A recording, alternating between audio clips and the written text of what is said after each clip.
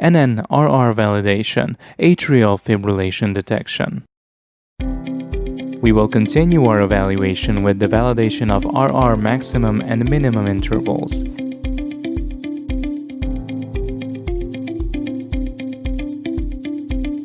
Entering the HRV menu. In the left distribution window, we can check the maximum/minimum values of the RR and NN the following way.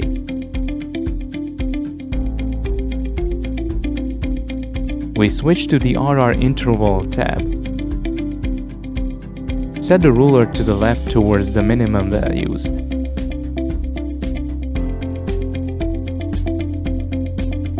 Then select the first RR interval, which were created between actual QRSs.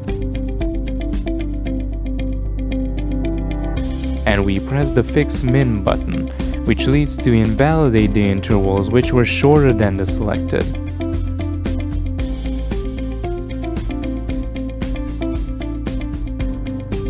These intervals will not be present in the HR and other calculations.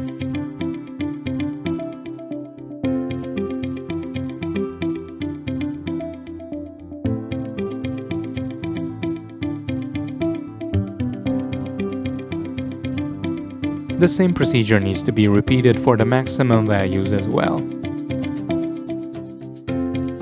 Here we can see that the interval created between two real QRS complexes we do not need to fix/invalidate higher ones, accept it as it is now.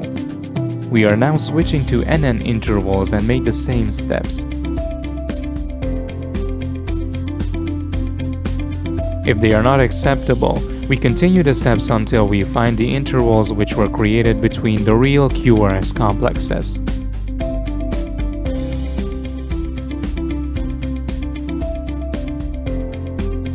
We are checking the invalid intervals as well. This is necessary because of the software made a mistake because of noise and left out a longer pause from the evaluation. We can validate it here.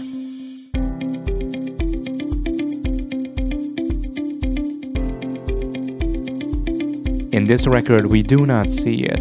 We are now ready with the validating of the RR and NN intervals. Next step is the atrial fibrillation. We have extended the software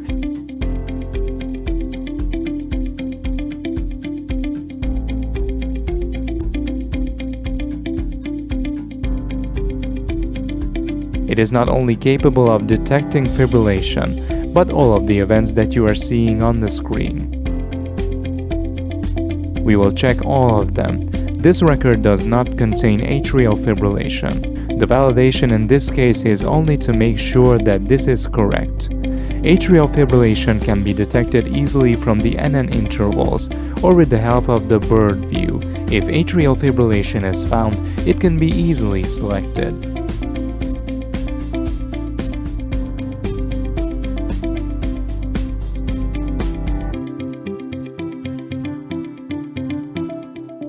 Flutter was detected once, but it seems that the flutter was caused by the noise.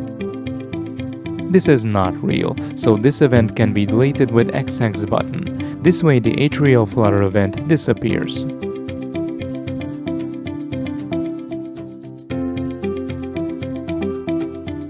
Next is the AV1 block.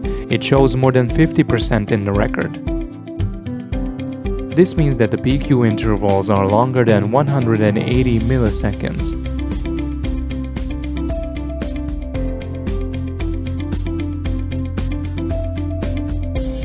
From the recording, we can see that it is really longer than 180 milliseconds in many places, so this selection is valid.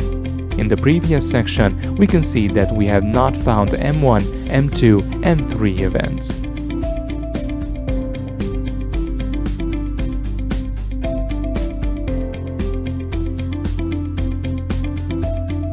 If in one event, for example AV1, we say that there are intervals we have not found yet, we can rename them or undo as well.